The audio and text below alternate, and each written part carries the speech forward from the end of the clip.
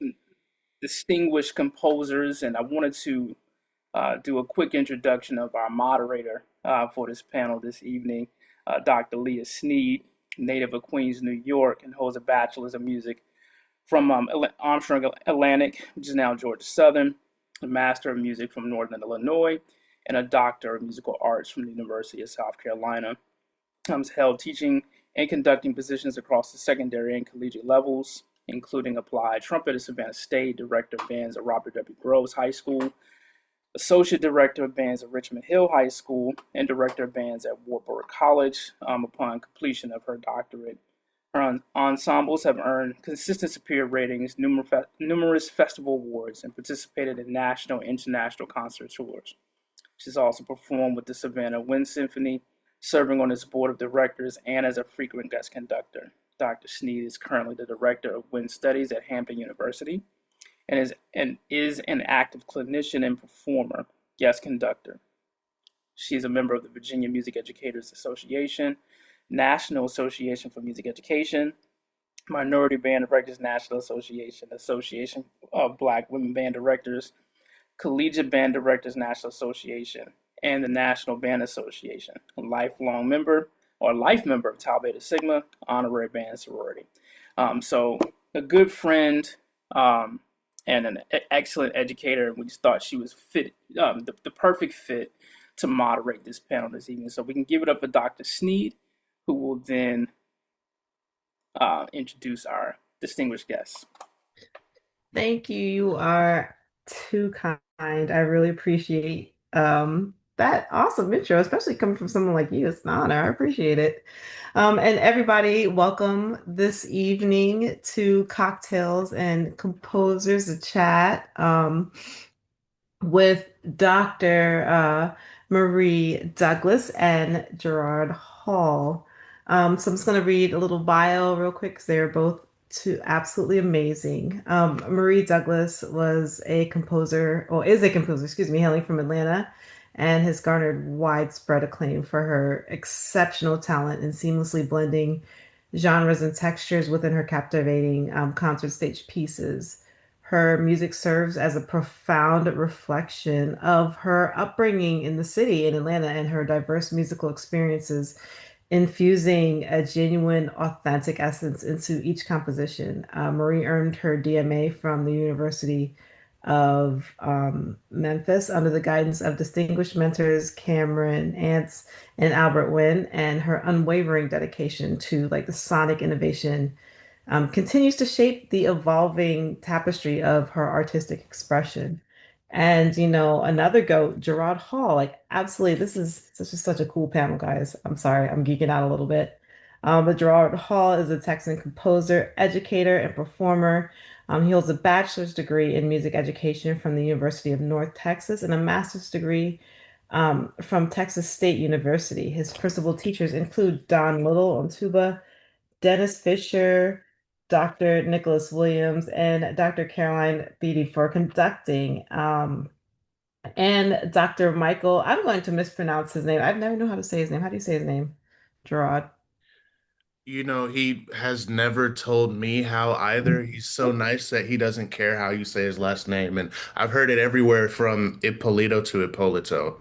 But he always just goes by Michael. So, Okay, Dr. Michael I. There we go. And Jack Wilde's composition. Thank you, JaRod.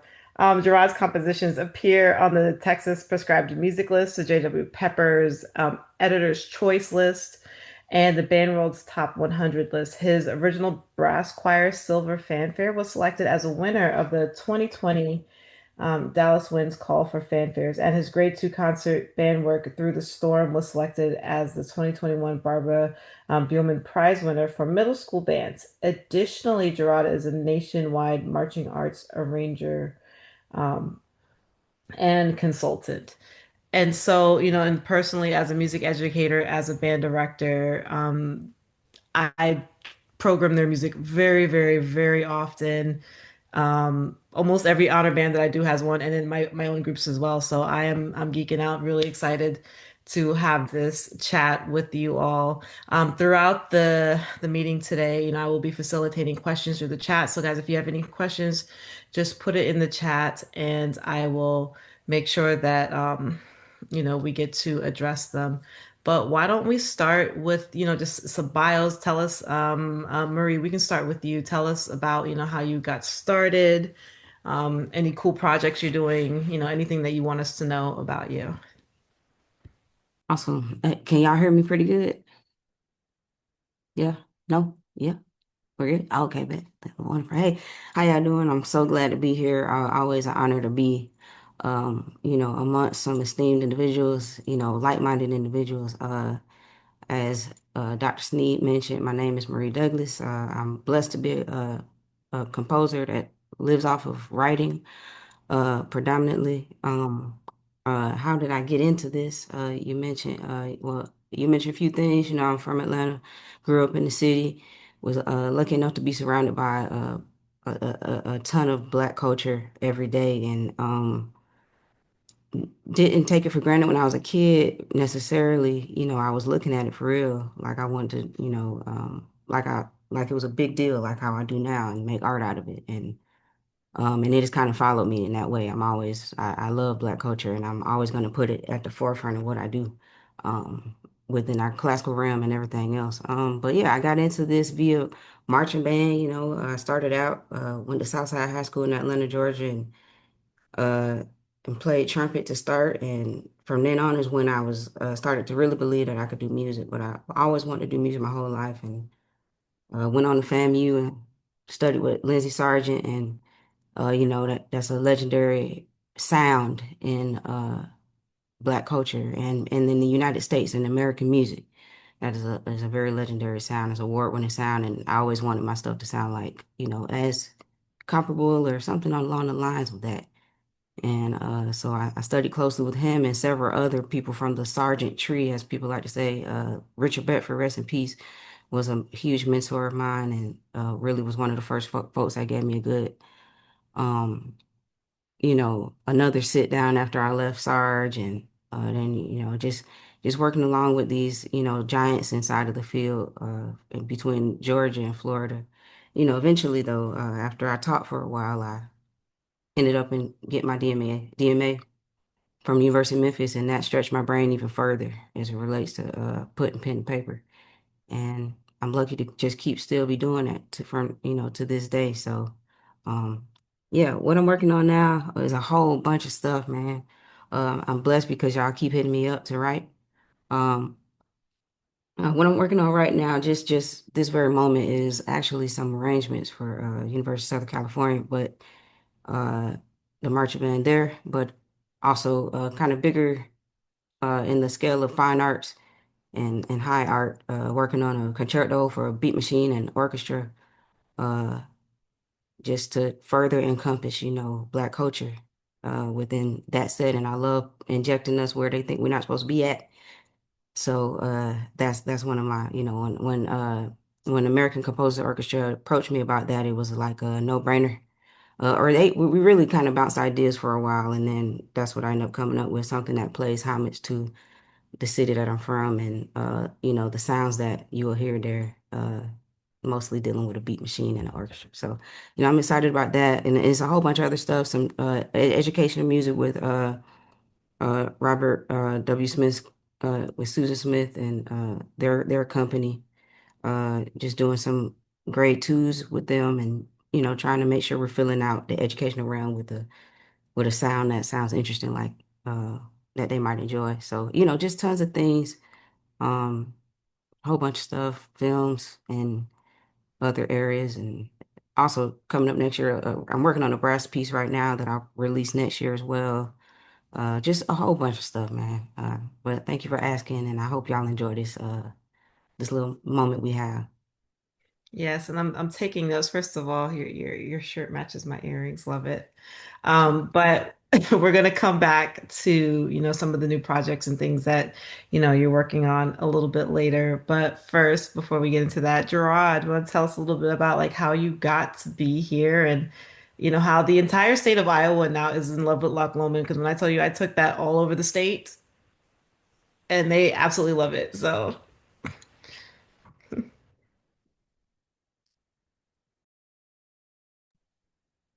Gerard, you want to unmute real quick and just tell us a little bit about like your background and other things?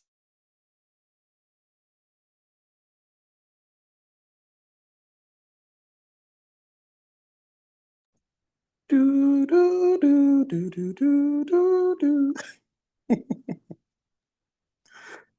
Oh no. Hey, uh, You should be I'm able on to my unmute phone, now. so I can't do it. Adam, can you do it? Make him a co-host.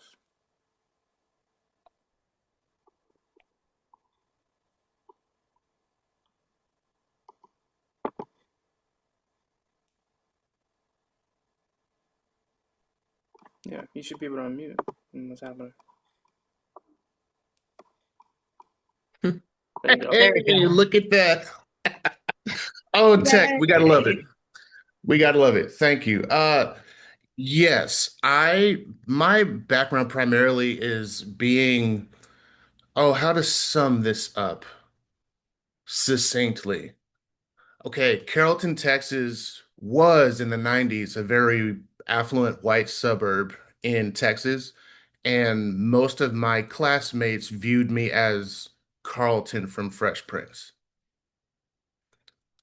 That's that's the clearest way I can describe how I came up.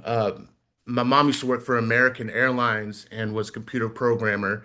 And at the turn of the century, after the 9/11 attacks, the computer industry attached to the flight and airline industry largely collapsed. And so we went through a heavy period of like we had a lot of stuff and we could never be wanting for anything to all of a sudden like we were ducking behind people's couches, hiding from the repo men so that they couldn't take our stuff away. And so it was a very weird turnaround in my life. And that just so happened to be when I entered middle school.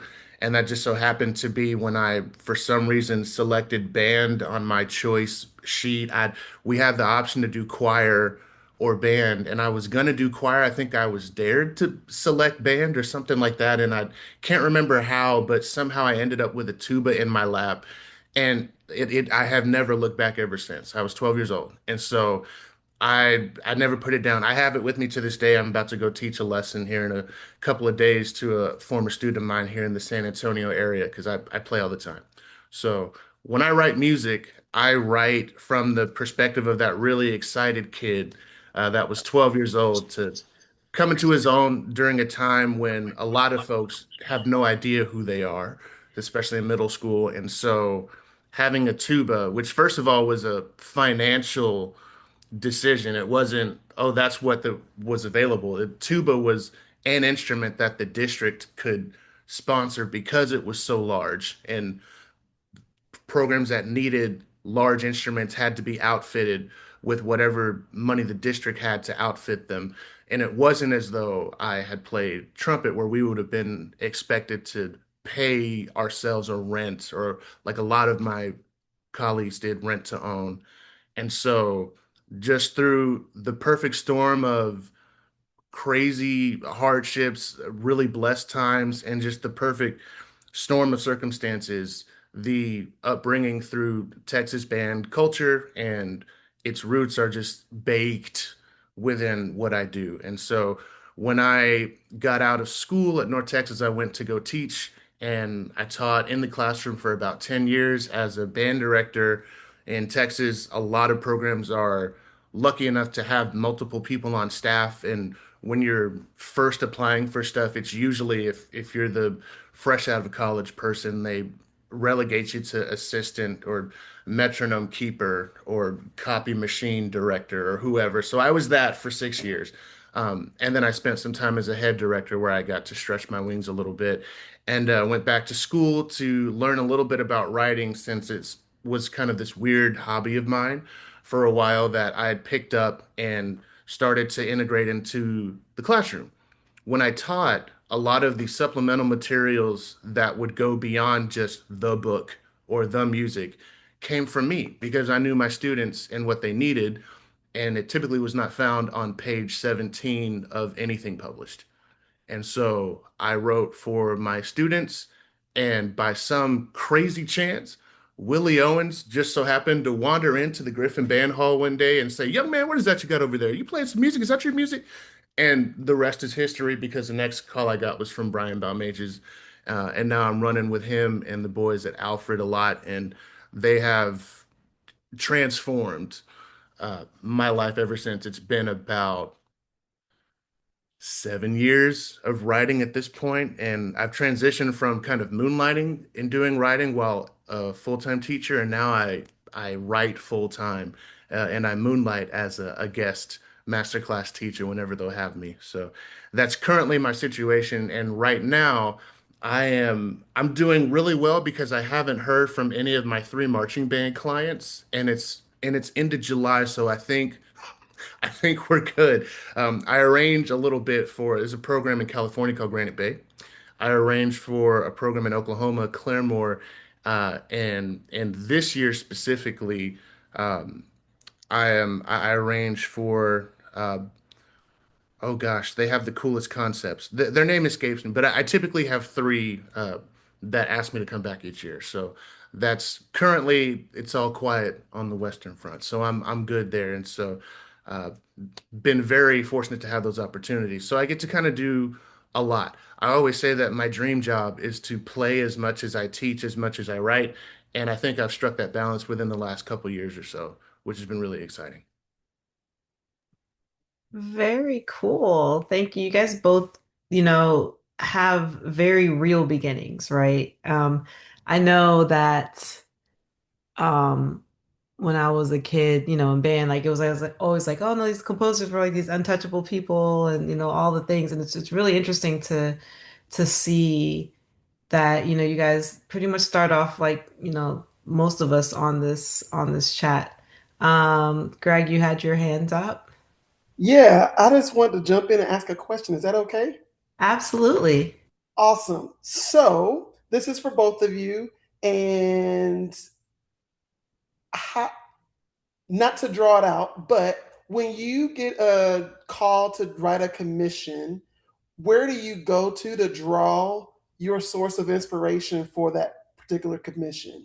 Like if the director doesn't give you like a topic or something to write on, where do you go? How do you tap into your creative juices to create something?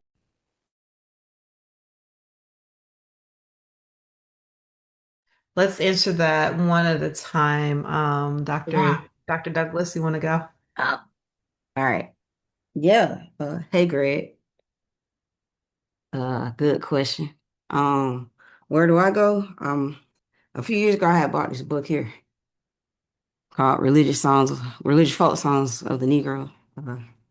Uh, really, I just tap into my ancestors every time I go write anything. Like, and every time I'm about to write something, depending on what it is, most people come to me because they want something that is culturally driven. And so I like to give that out. And so, that book is one of the main things that I refer to. I got this book probably back in like 2017 or so, uh 2016, and I was in the middle of just kind of how I acquired the book is I was just in the middle of like doing a lot of arrangements, large scale arrangements. People wanted down in South Florida when I was working down there, all of my colleagues, a lot of them had me writing their shows for them for marching MPA. Uh, and they would be like 10-minute shows, and that's what let me know, hey, I can write for a long time and quickly. And so I started to, kind of think to myself, like, but I don't want it to sound like, well, I like Robert Sheldon, but I don't want it to sound like that. you know, uh, I don't want to sound like any of that actually. It just all kind of, So I started dabbling into what we have as people in America, Black Americans, and then it eventually led me to the entire African diaspora sonic palette, and still discovering that. But yeah, I start everything with, when I'm in a rut, for sure, I start with the spirituals. Interesting. I love that. JaRod. Yeah, for me, I am really good about asking why the commission. They reach out to me and I say, "Oh my God, thank you. I can make rent this month." And then I go, "Okay, so what's it about?" And usually whatever the occasion is, I will draw inspiration from that. And having done a bulk of my kind of compositional heavy lifting just before and during my master's degree, the research component of what I do is now very heavy. I used to write just what I felt. And now, since having to write term papers on certain like historical eras, on these approaches to music theory and whatnot, it was always in the manner of this person would say, Kaplan would say, or according to this person. And so I learned to dive into the concept that was being brought. Very few people that have reached out to me to commission me have just said, "Hey, blank canvas, carte blanche, do whatever you want, write whatever. I'm sure it'll be good." They're usually like, "Hey, it's the 25th anniversary of our school opening, and I want to pay, homage to our school's namesake." And I'll, ask, "Okay, who's the guy?" Well, his name's Henry Metzger, and it's like, man, he sounds like he's got wild charisma, and Riz was born 2 years ago. And so I'll go in and I'll have a whole bunch of tabs open. When I was at Texas State, I would go and hit up the library and dive into the topics that I would be writing about and come at it from a very educated perspective, because in order to do that topic justice and to deliver something truly meaningful to those students and to the director, I would really want to know what I was talking about before I started talking. I love that. I do have a question. So I want to kind of build like a not really I guess like a timeline, but like as far as like student ages and accessibility, one of the things that I know a lot of public school directors really, really appreciate is accessible music for, younger bands by Black composers. When I started teaching, there was not a lot of that, right? So one of the things I like about both of your music, both of your compositions is, you're writing accessible music for younger students, but it doesn't sound boring. Like it doesn't sound like, your stereotypical stuff that you'll find, in the back of a method book for the band composition, excuse me. So can you both please talk about, how you're able to, well, first of all, thank you for making music that, you know, younger students can play because we really appreciate it. Can you talk about how you're able to make easier, more accessible music, but still have it sound, rich and thick? And, what are some of the techniques that you use to have it not sound like, ABCs, even though it kind of is like ABCs? Yeah, I can speak to that because as a tuba player, I was always bored. And so the first question I asked myself is, would I want to play this tuba part? And unfortunately, I haven't always hit it 100%. I usually try, and sometimes I'll miss the mark by my own standards, but because I'm considering that, I think my music typically turns out to be something that people enjoy, because I want to come at it from that lens. When I would be in the Essential Elements book and be playing line 40 whatever, by the time they start introducing eighth notes and everybody was on the struggle bus, and I remember thinking, well, okay, this is actually kind of really fun, and I would play all the time, and I don't know that I would call it practice, but apparently it was practice, and I got really good, but that's because I played the hard things. And I realized, in at least my situation in Carrollton, we all learned what everything was at the same time. If we were in sixth grade, didn't matter if you played flute, tuba, trombone, or the bells, you learned the concepts of how to do the correct pedagogical things on your instrument in terms of what the ensemble needs at the same time. We learned about the rhythmic gradient at the same time. We learned what the treble and bass clef were at the same time. And so what was always weird to me is that there seemed to be, especially when I was picking music out for my kids, and especially when I was teaching mostly seventh grade and a non-varsity ensemble that would be like the second band or the third band, It was weird that there was a hierarchy of parts. It was weird that the trumpet and flute part would be crazy and the horn players would be asleep and some people would forget the euphonium part. I remember looking at the score and thinking, does it say tuba, trombone, trumpet? Where's the other? From publishers that would surprise you. And I think the result from that has been these stereotypes. It's kind of like a chicken and egg situation. Like, what was the joke always that tubas only played 5/1, or did people just forget that you could write other stuff while the tuba was being invented? And so I like, and I draw inspiration sometimes from uh, certainly Randall Standards, but also Willie Owens does this a lot in his writing. He'll put everybody on it. Everybody will go da da da da da da da da da da, and then he'll develop the melody and become a little more layered. And I like the fact that it involves all of the instrumentation and unison rhythms or unison concepts that you can very easily pass around. And the other place that I come from is from classroom management. So I write with the percussion first because I know if I'm not writing somebody hitting something within the first 2 seconds of something happening that is grade three, two, or one, they already talking, and it's an uphill battle to get them to be quiet.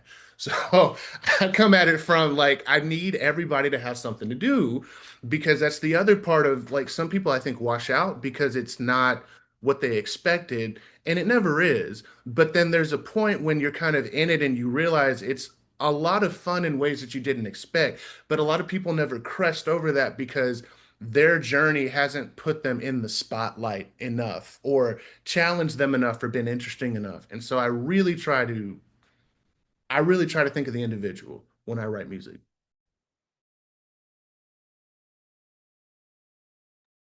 That's really awesome.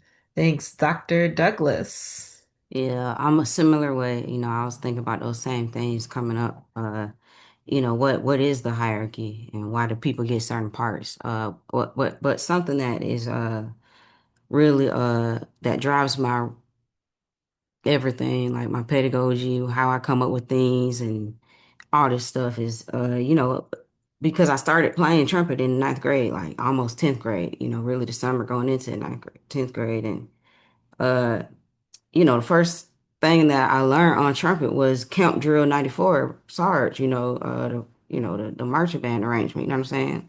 Which don't stop till you get enough and all that stuff was in it. And then like the second song I learned was like Cold Hearted Snake, the Southern arrangement, Lawrence Jackson arrangement. So I'm like, this is the stuff that I was learning out the gate, less than a month old on trumpet.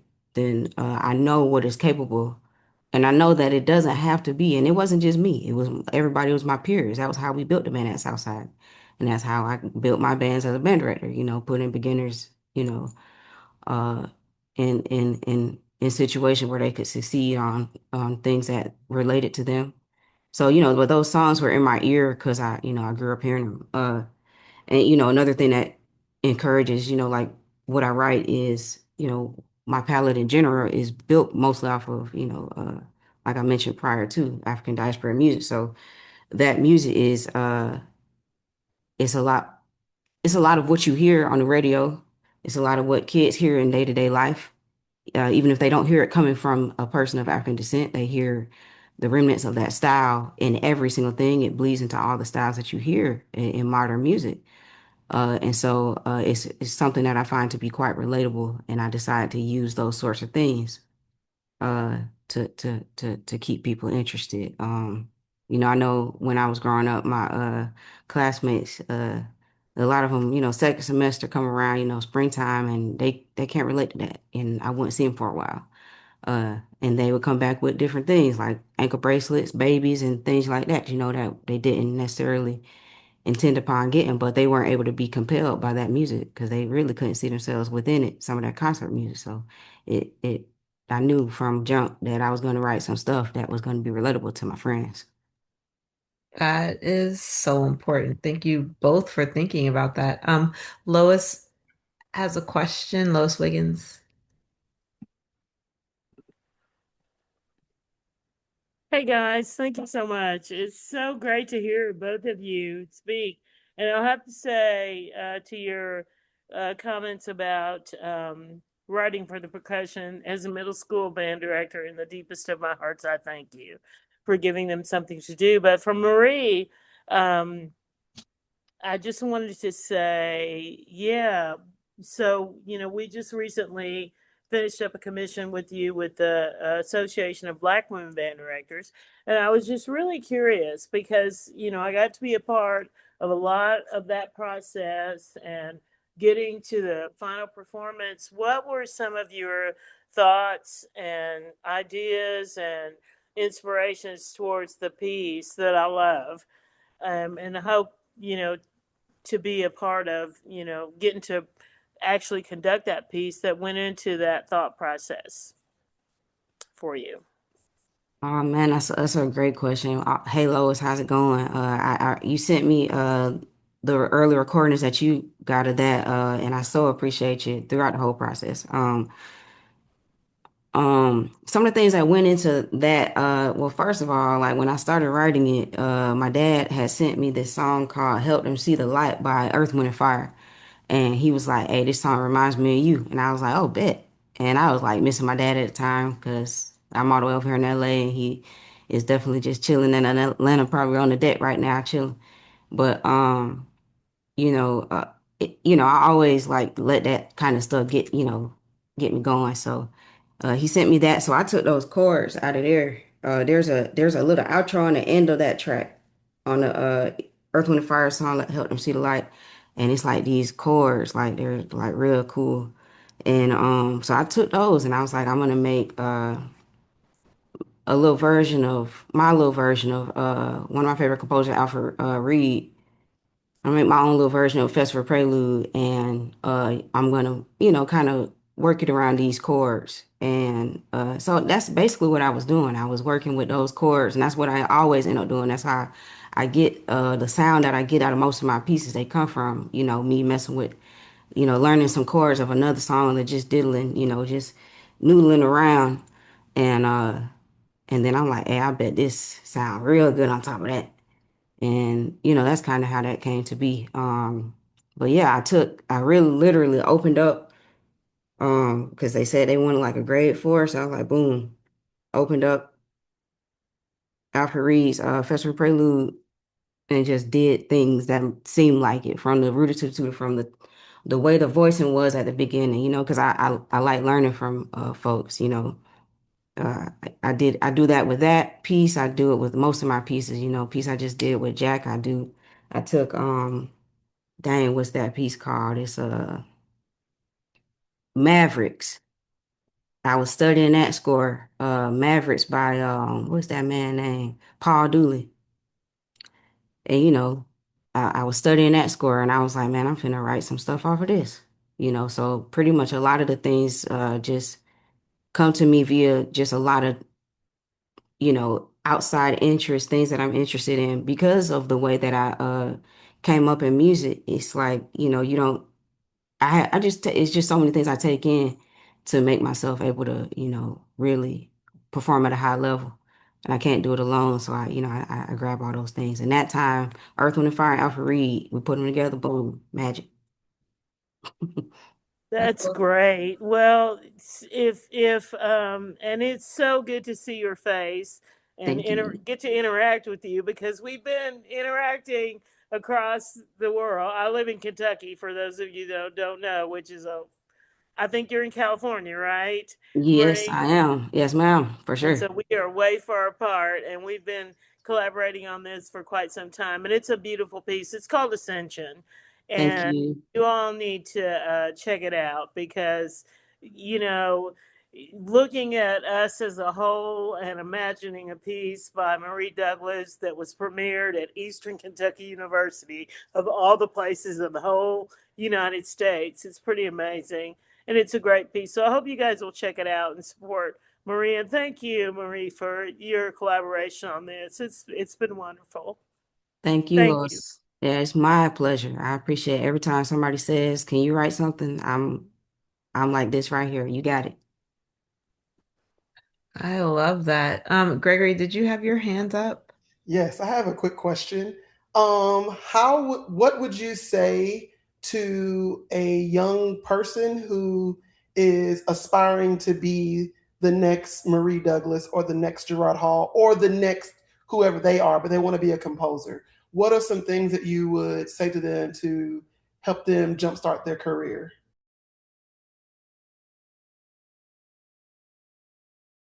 That is a tough one. I see you thinking, Gerard. I want to let you go because I just went, but it's whatever you tell me. Yeah, I feel like advice, this might be the imposter syndrome. I feel like advice from me, I don't see myself in that spot yet, but I also know what I've done in my life that has paid dividends. And I always wanted to be, I had this need to be, and maybe this really just stems from the culture. I always wanted to be twice as good just so I could get a seat at the table. And so being impressive whenever and wherever, if you are in a program, if you are learning an instrument, go practice that instrument and do the dang thing. If you know of a competition or if you are aware of a chair test or whatever, go do it. Reckless and wild abandon, because I feel like a lot of the things that make professionals successful is how they met the other professionals that are in that industry. And if they know their name and they associate good things with that name, then they're usually like invited up. And I feel like that a lot of it has to do with your passion and what you really bring to, like, what are you offering, what problem do you solve. When I started writing because I saw a problem. I had a very specific clientele of students who needed grade 1 music that checked certain boxes. It couldn't be so easy that they fell asleep, but if I gave them a grade 2 in August, there would also be a riot and a revolt. So like I remember thinking there needs to be like more grade 1s that capitalize on some strengths that seem underutilized, or as Brian Balmages would put it, a 1.5. And there wasn't really that in 2012, 2013, 2014, 2015. It really became more of a thing later on. And I think in part because my students had a need. And so that was a problem that I set out to solve. So that's the other side of that, I think. The first side being just go do what you are meant to do and pursue it with everything that you have. And the other side of that is, what are you aiming to add? What problem are you trying to solve? And I think that's perhaps humanity's deepest well of encouragement, of artistic endeavor, of how we keep turning, as a society. What problems can you solve? There are always many. And so have your pick of the litter, so to speak, and if you see something you're passionate about that you want to change and make better, go after that. Yeah, that's like enormously factual there. Uh, I totally agree with that. Taking those risks is basically what I feel like Gerard's saying right there, and I think it's a big deal. But in addition to just kind of protecting your dream, whatever your dream might be. I remember when I was younger, and I spent most of my life as an athlete. Running track, playing basketball.